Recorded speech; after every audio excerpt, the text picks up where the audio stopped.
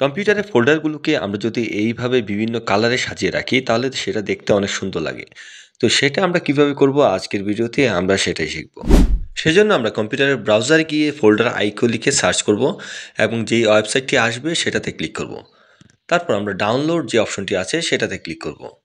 তো ভিউয়ার্স দেখতে পাচ্ছেন এখানে ফাইল ডাউনলোড হয়ে গিয়েছে। এখন আমি সেই ডাউনলোড ফাইলটি ওপেন করব এবং সেটাকে ইনস্টল করে নিচ্ছি। আমরা ইয়েস প্রেস করব, তারপর নেক্সটে প্রেস করব।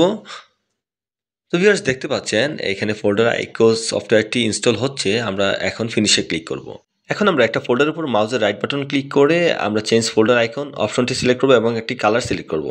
তো ভিউয়ার্স দেখতে পাচ্ছেন এখানে ফোল্ডারের কালার চেঞ্জ হয়ে গিয়েছে। এখন আমরা আবার মাউসের রাইট বাটন ক্লিক করে আমরা নিচে যে মোর আইটেম যে অপশনটি আছে সেখানে যাব। তো এখানে অনেকগুলো কালার দেখতে পাচ্ছেন, আমরা চাইলে সেই কালারগুলো সিলেক্ট করতে পারি, অথবা পাশে অনেকগুলো ফোল্ডার আইকন দেওয়া আছে, আমরা সেইগুলো সিলেক্ট করতে পারি। তো এভাবেই আমরা খুব সহজেই ফোল্ডারের কালার অথবা ফোল্ডার আইকন চেঞ্জ করতে পারি।